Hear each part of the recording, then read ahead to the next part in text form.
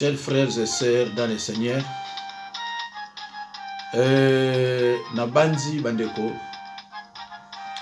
Bouti Kolanda, Mateya Moko na Ute Kocha, Ezalaki na thème ya femme ou mari de nuit. Comment puis-je être libéré de cet esprit invisible et nuisible? Nabanzi ekozala 144. 145 n'a parlé na ba phénomène mari de nuit ou femme de nuit. Mais bandeko, beaucoup remarqué que na sala kamere la muke ba cravate na lataki on dirait une sombaleza rouge. Eza ya kokanate mais eza na ba ressemblance. Ndeko nanga soki yo lingaka liloba soko zolanda banseignement nanga ekozala esengo mingi otalaka ba numero kolandela ngo bilandela te talaka numero nini nga nazo kolanda po lukola na lingi ba chemise ba pembe mingi okoya kosalaka ba confusion sala tu ndeko nangai otalaka o natali eza numero nini eza nango difficile te pona kokanga numero ndeko soko landaka banseignement nanga okoyeba makambo ebele pe okochange naza na ebele baza ya kochange naza na ebele oyoyo soko afandi alobi nanga merci. Naza na mama moko abenga nga alobi ah papa tango na délivrer ye esili alobi na papa namoni vraiment koza ya solo pasteur ya Mokongo ngai mpona nini abi non parce que makambo nga nango mona bapasi na nango mona tango na yoki banseignement na yo tango délivrer nga na sentir que vraiment j'ai été délivré par un pasteur Mokongo naseki. Alors bandeko lelo yo nazo tshela bino mateya ezali intitulé les masques de vieillesse. Nzambe pambola bino partout bozali o baza kolandanga na minute oyo vraiment nzambe pambola bino bandeko. Soki tozo parler na masque de vieillesse ndeko nanga du début à la fin de la Bible il y a que le combat spirituel. Kobanda na Genèse na jardin d'Éden ti na Apocalypse eza combat na combat. Oh, on a une femme de nuit, on a un mari de nuit, on a un masque de vieillesse, et ça va combat. Ce n'est pas pour rien, Bazo Bundisayo. Ce combat est invisible et éternel. Dès que vous acceptez Jésus-Christ comme Seigneur et Sauveur, vous entrez dans ce combat qui n'est pas facile. Un combat qui n'est pas facile. Un combat qui est invisible et éternel. Même si tu vas délivrer, tu seras toujours combattu. Il faut qu'il y ait un combat. Alors, j'ai toujours défini le combat spirituel. Il y a ceux qui partent à l'église, qui changent des églises en église, mais ne savent pas qu'est-ce qu'on attend par combat spirituel. Mes chers frères et sœurs dans le Seigneur, le combat spirituel, c'est la bataille que l'on livre à Satan et ses serviteurs par la prière et par l'observance de la parole de Dieu. 1 Thessaloniciens 5, 17 et Josué 1, 8. Biloko mibale wana eza biloko ko tikakate. Mais ndeko na ngai po pour gagner ce combat, pour sortir victorieux na combat wana, il faut respecter les armes spirituelles que Dieu a mis à notre disposition dans l'épître d'Éphésiens 6, 14 à 17. Il faut que nous armes wana en pratique. Tant que yo koyeba ndenge ya kotia armes wana pratique te, et vous allez passer. Alors, notre thème d'aujourd'hui, c'est le masque de vieillesse. Quand on parle du masque de vieillesse, c'est-à-dire on est dans l'envoûtement de contrôle et d'exploitation. La personne envoûtée est au service des auteurs de son envoûtement. C'est ce qui est écrit dans Psaume 56, 7. Ils complotent, ils se cachent, ils observent tes traces parce qu'ils en veulent à ta vie. Et dans 1 Pierre 5, 8, la Bible dit, soyez sobres, veillez, votre adversaire rôde comme un lion rugissant, cherchant qui il dévorera. Cela veut dire que nous avons tous un adversaire qui est rusé. Cet adversaire cherche à tuer. Il ne cherche pas d'autre chose, mais il cherche à tuer. C'est pour cela, mes chers frères et sœurs, nous devons prendre nos armes spirituelles et de les mettre en pratique pour combattre un ennemi qui est rusé et invisible. Mes chers frères et sœurs, l'envoûtement d'une personne contrôlée par les sorciers et les magiciens la conduit à un épuisement qui a des conséquences sur le plan physique. La personne envoûtée paraît plus vieille qu'elle ne l'est. Elle a même des cheveux blancs d'une manière, il a même parfois des cheveux blancs d'une manière précoce. Parfois aussi, sa santé est médiocre et elle n'a pas toujours la paix intérieure. Son visage, si c'est une femme, repousse les hommes qui pouvaient éventuellement la demander en mariage. Et par conséquent, la maintient dans un célibat prolongé. Ndekunangai. Eza mateya moko muke nazui pona pesa bino. Confions-nous en l'Éternel pour le renouvellement de nos forces et pour les rajeunissements de nos membres. Ce qui est écrit dans le livre de Proverbes 3, 7 à 8. Oui, la solution à ce genre de problème est auprès de l'Éternel, qui guérit et rajeunit même les corps usés par les démons de sorcellerie. Mes chers frères et sœurs, je vous ai dit que lorsqu'on parle de masque de vieillesse, on est dans l'envoûtement de contrôle et d'exploitation. C'est-à-dire la personne envoûtée est au service des auteurs de son envoûtement. Psaume 56, 7. Ndeko nangai, nako zongela kotiela bino mateya ya envoûtement. Na banzi boza au courant ndenge ba sataniste ba kombataka nga.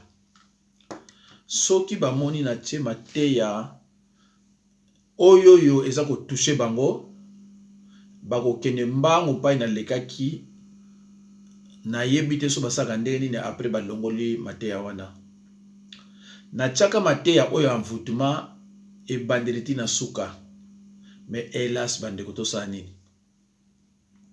Ebele bato bazobenga nga balobi papa, tu es le seul pasteur oyo tozomona na YouTube azotia mateya en ordre respecté et que ba verset biblique toza ko examiner yango, ko vérifier yango, tozomona penza ba interprétation ya ba verset biblique eza ndenge yango wana. Tu es le seul na YouTube. Vraiment félicitations. Alors batu ndenge babenga nga mingi wana batinela nga pe basi oyo bayaka pona kosala nga babe, oyo bayaka po oyo eza na kati na nga ekende, mais nzambe oyo nasambelaka aza toujours ko protéger ngai. Bandeko na ngai na kosala tout sanza oyo to bando leka déjà le 15 na base to leka yango toza na mois de juin. À partir de basanzi ko na trop occupé et na mois d'août sous. Mais na bando sala ka le nécessaire ya kotia prédication ou bien enseignement moko après na kei. Mais na kosala pe tout na tila bino envoûtement banda e bandeli tina suka na zala ba mama ya Belgique balobaki na papa zongisela biso envoûtement parce que zo concerné biso ebele. Mais bandeko bokitsa motema, je ferai le nécessaire pour donner satisfaction à vos demandes. Masque de vieillesse, nani akotia yo masque de vieillesse? Ezali muto babengi ndoki to démon. Ndeko na ngai na vie peut-être l'équipe kuna, mais soko za esprit bilinga linga, en tout cas faut faire très attention. Parce que masque de vieillesse surtout ezaka punition oyo ndoki apesi yo na mabe oyo salaki ye. Tango mosusu pe salaki no ye mabe te, mais lukola zaka motema mabe amoni bozwi na yo, amoni kitoko na yo, amoni ba chance na yo, botiki ko bwaka ya yo nani masque de vieillesse. Alors masque de vieillesse wana eza ndenge nini? Okosomba ba faux de teint même ya ndenge nini? Mais masque de vieillesse muso ya visible, muso ya visible te. Ozo komona tangu yo ozo tana kitalatala. Ozo mona vraiment que oui, ozo longi nanga naza mwasi kitoko. Mais soki okutani na mibali, elongi oyo ozo mona eza yango te o mibali bazomona. Omona mobali atali o mususu ba azazu na besoin talo deux fois te. Tango yo ozo na ndako ozo kitatola bi mais comment na mona mibali bateli mwana atakutu moko abenga te, atakutu moko atalinga azate. Parce que moi si soka sali beauté na ye tango zo bima, mibali balinga mona mwasi te. Antoa mibali balinga mona mwasi te. Il faut ka benga ye. Mais tango batie yo masque wana.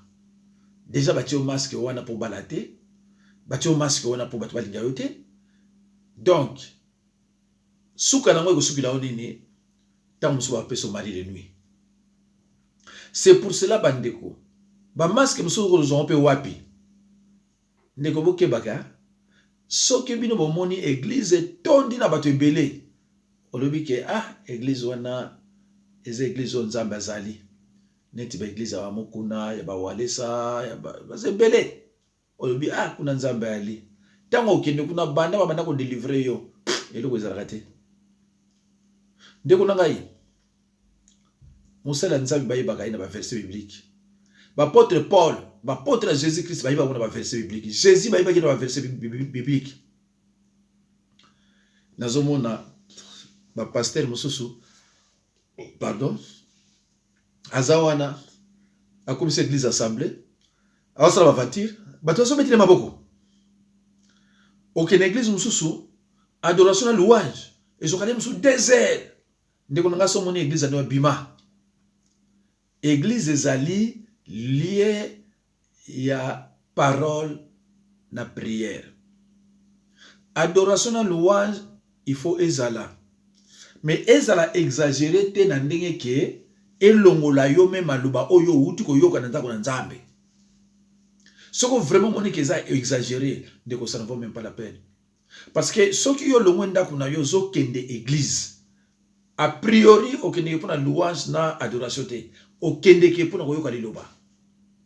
Liloba après prière. Ba adoration na ba louange faut pas expliquer bien sur adoration zani ni louange pesani.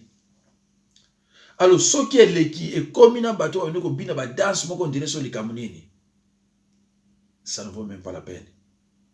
Alors bande ko na ngai. Tango ozana mari de nuit. Tango ozana masque de vieillesse.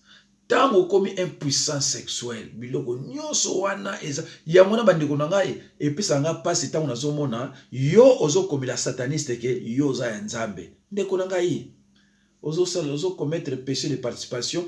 Est-ce que ba dégâts sataniste oyo benga lelo mosala nzambe oyi ba dégâts ya sala oyi basi boni abimisa ba fibrone oyi bosi boni atia bango na ba règle douloureuse. Mais ba pasteur oyo malamu bazali olingi to komate ke oyo za mosala nzambe. Mais ozo ko landa oyo yemoko asali témoignage na yeke basenga ka nombre de personnes autant. Bande ko ngai batu musubi no ozo ko landa oyo azo tia ba commentaire na ye na sataniste bazala bonzela moko. Akombe makaba bien yo po sepeli bazan nzela moko. Ale yo pe oza faible ali yo po kotis kuna rythme wana. Ti okoya osimba mutu, ti okoya ko regretter mkono mususu. Bande ko ngai, seule façon ya ko éviter masque de vieillesse, remède nango, kisi na yango, eza confession, il faut passer par la délivrance. To lukato yeba cause nini yozui masque de vieillesse. Et tant que tu na yo, poto yeba cause, nzambe, Bible lobi na Job 5:6, le malheur ne sort pas de la poussière. Tout malheur a une cause spirituelle, car ce qui est visible vient de l'invisible. Tout malheur a une cause spirituelle. Donc, ozana yango pambate.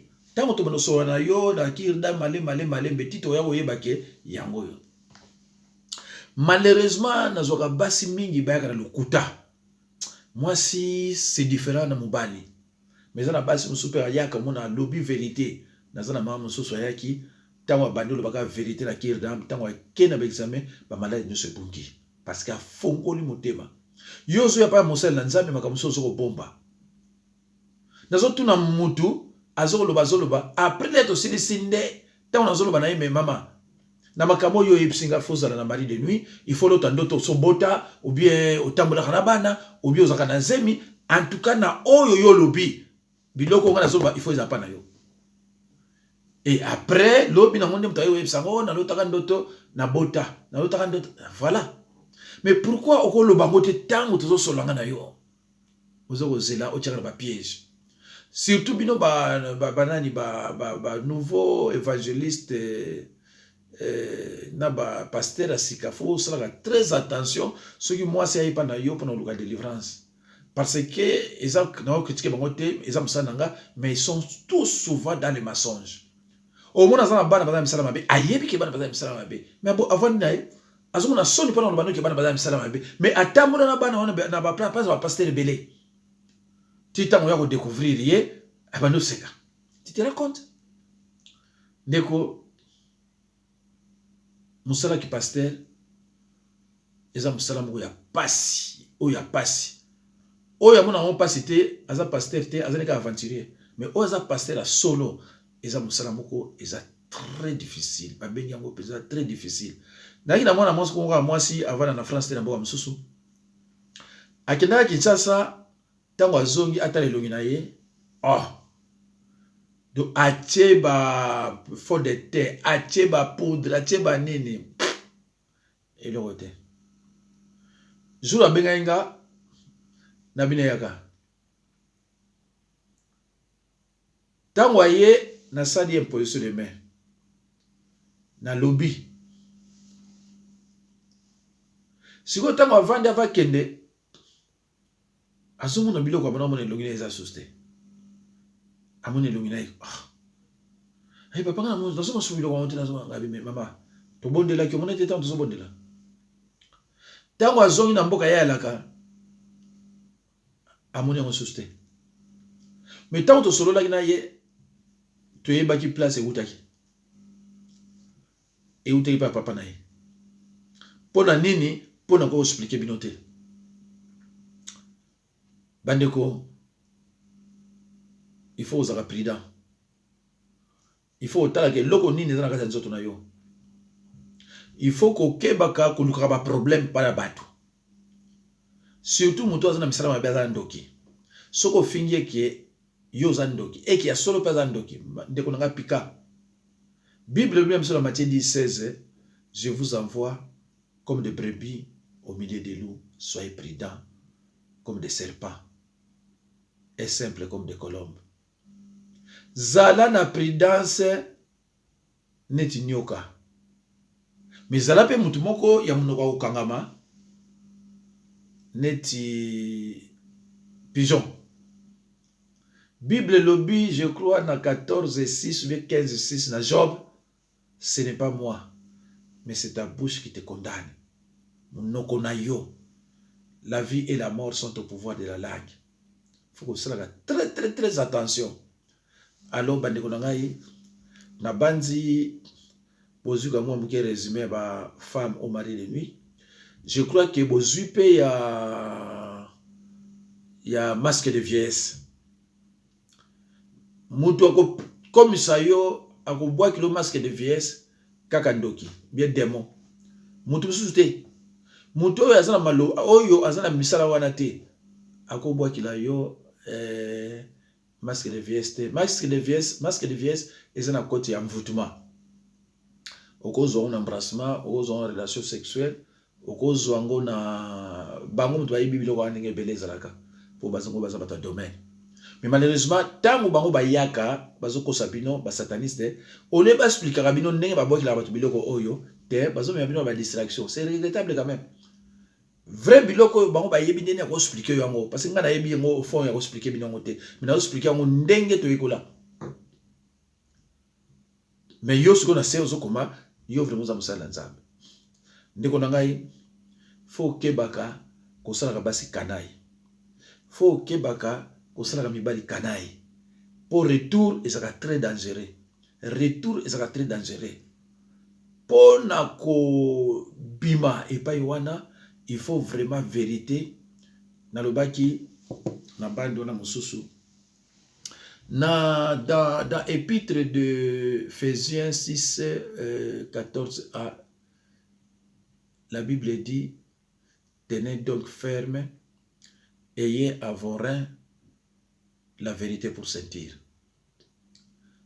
Cela veut dire quoi? Cela veut dire que un combattant spirituel, dès qu'il ouvre sa bouche, c'est pour dire la vérité. La vérité. C'est la première arme spirituelle que Dieu a mis à notre disposition pour combattre, n'est-ce pas, l'ennemi. Il faut être honnête avec toi-même. Il faut être honnête avec ton pasteur, le serviteur de Dieu, le docteur spirituel. Il faut être honnête avec Dieu. Un manque d'honnêteté gardera dans les ténèbres certaines zones de ta vie. Et dans de telles ténèbres, les démons vont continuer à prospérer. S'il n'y a pas de vérité, il y a un échec total à la délivrance. Jésus-Christ a dit, je suis le chemin, la vérité et la vie. Biloko mususu oyo ba bengi ba masque de vieillesse, ba mari de nuit, ba femme de nuit, ba zwakango tamu yoko consulter ce qui invoque les esprits. Ok pa nganga, tamu sunga wana pa ozola sala amour na yo, atikili osikoyo masque de vieillesse asalo kanai. Parce que boyo kabino moko bato bolondaka ya musique ba yipsa bino ke eza monde yanko. Balobi na yo ke eza monde yanko. Donc, kuna amour ezalaka te, kuna haine mutezalaka. Soki yo zana betoile no malamu, oke pa ya nganga, yeba ke oke pa ya destruction. Oyebi te nini yo otiki kuna, oyebi pete nini yo memi na ndaku na yo. Oye na démon moko oyo uti ko zopa ya nganga, akoya ko compliquer vie na yo, aya compliquer bana na yo, makambo ebele. C'est pour cela il faut koluka mosala nzambe pona kokata ba alliance wana nyonso kobuka ba communication wana parce que ba démon oyo uti na pa nganga oyena bana ndaku ba koyi kokoma ba femme de nuit ya mwana no mobali to ba mari de nuit ya bana no ya basi et na kanai peso balingi batie bango sikoyo ba masque de vieillesse omona obota uzana bana awa bana wana babalaka te bana wana batunaka bango te et yo pe mama tango uzana bana wana oke koluka délivrance to ko ba délivrer yo oboyi ko seme okimi obakisi su passe na kati ya foyer na yo ndeko na ngai soko za honnête te na vie ozo lokaka bana na makambo ebele. Alors bandeko na ngai je crois que boyokinga bien naza obligé sikoyo nakata enseignement prédication oyo comme ça to kuta na banzilobi. Alors bandeko na ngai nzambe apambola bino.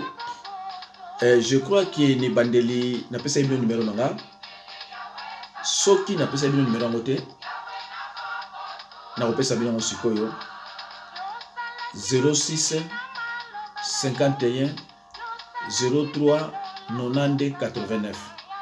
Bande ko na ngono bana melo ko na lobaki te. Soki yoza concerné olingi ko benganga.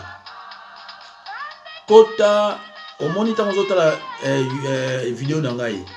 Omona na droite ba koma s'abonner ou s'abonner. Okomona na gauche ba koma na muke pasteur Jacques Dinabanza. Yo fina pa ba koma pasteur Jacques Dinabanza. Soko fini pa ba koma pasteur Jacques Dinabanza. Okomona ba enseignement nanga nyonso ebimi. Avant obenganga kota na enseignement moko ba koma le péché, ses conséquences et remèdes. Je t'en supplie. Kota na enseignement wana banda kolandango numéro 110, 111, 112, 113, 114, 115, 116, 117. Tango koma na 117, oya ko remarquer que na sala ki erreur, au lieu koma 117 na koma 0017, mais ezo pe sa confession de péché. Ndeko na ngai, soki olandi yango tina suka benganga. Soko olandi yango te obenginga na kozongisa yo kuna olanda yango et pesa mwa retard. Pourquoi ndeko nazoloba olanda yango? Parce que soko olandi yango tango ofanda comprendre belé. Après tango benganga ofacilitenga tâche tant oswana yo.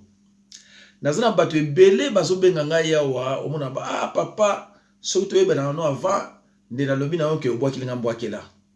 Parce que makambo nyonso lobi kuna eza oyo nga na sala na vie na nga.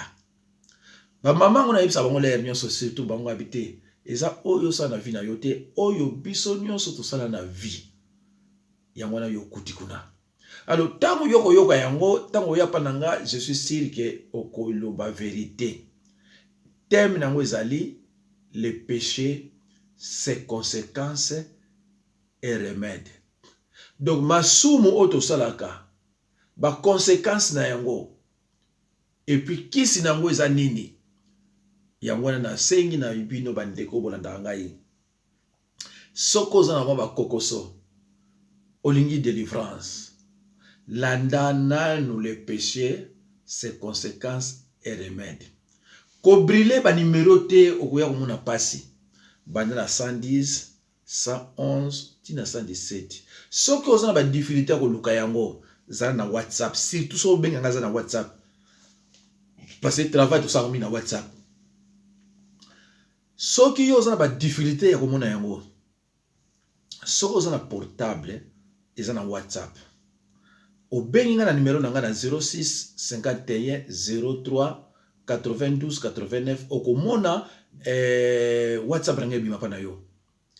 Ngai siko na otindile yango nyonso. Na otindile yo lisusu les malédictions familiales.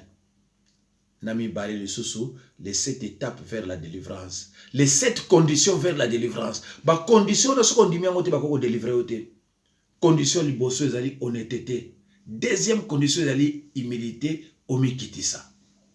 eza biloko oyo basala nzambe ebele bayebile bango te. Mais tant ozomona déjà biloko wana ozolanda ba version ozoyeba déjà ke epai na ye eza epai eza maseki te. Eza epai pe ya liloba ya li epai yo kobika. Ndeko na ngai, tout est sanctifié par la parole et par la prière. Eloko moko ekobikisa yo oyo eleki liloba na prière eza te. Bato ebele bandeko bayaka pananga bayibila mpe kosambela te. Yo mto oza kosambela oza kotindaka moto epai ya bandoki. Alors que na nouvelle alliance pa na biso eloko wana eza te. Ondoko koti na péché. Yango wana na lakisaka bana nzambe ko bondela selon la volonté de Dieu. Il faut ko bondela selon la volonté de Dieu. Ko bondela kate na ndenge vaiki vaiki. Ozui oyo tie, ozui oyo lobi, ozui oyo lobi te. Bondela ka selon la volonté de Dieu nde yo ko bika. Tango yo zo tinda moto nde bokeno osala ba vantine na ba peine du soir. Mais tu es dans le péché. So na lobi na yo lukila ka verset oyo Jésus Christ obe ba porte bazo tindela batu moto. Oko lukango banda Matthieu ti Apocalypse okomona ngote parce que na yebi ba verset nyonso. Oko lukango banda na Matthieu ti na Apocalypse okomona yango te. Mozo tinda moto siko pourquoi? Oza na kati ya péché. Oko sambela bane na bane eloko moko te. Okomona peut-être ba aider yo na eloko moko boye mais le biko ekozana yo vraiment difficile. Bandeko na ngai oyo naza koloba naza kosenga na bino bosalela yango eko aider bino. Soko ozoya pa nanga yeba ki ozoya pa nganga te mais ozoya pa ya mosala na Nzambe. Jésus-Christ a dit ceux qui sont mes frères et sœurs ce sont ceux qui écoutent la parole de Dieu et qui la mettent en pratique. Eza na bato ebele baluka la Bible soki ya côté hôpital parce que ndenge nazolo baboye eza ko nuirier mutu aza ko umela mais soki bando tala ba connerie bilo muso tala na ba ya politique 2 heures de temps eza ko apprendre rien mais azo continuer kotala yango. Bande ko ngai merci de votre patience. Ndenge bolandi ngai bande bandeli ti na suka ya ba minute oyo tozoko kisa au moins 33 minutes bozalaki pona koyoka nga Nzambe apambola bino. Je sais que la parole de Dieu vous aidera et ko transformer ba cœur na bino pona bozwa lobiko na ba oyo bazana ba pasi na ba oyo ba maladie chronique. Dieu guérit n'importe quelle maladie, quelle que soit sa gravité, quelle que soit aussi son ancienneté. Mais zala na foi. La foi, c'est un mot de la famille de croire, faire confiance et espérer. Soko zana biloko wana, o telemi na biso Nzambe, o bani ko obéir, ndeko nanga ozana victoire. Quelle que soit ndeni victoire et ozana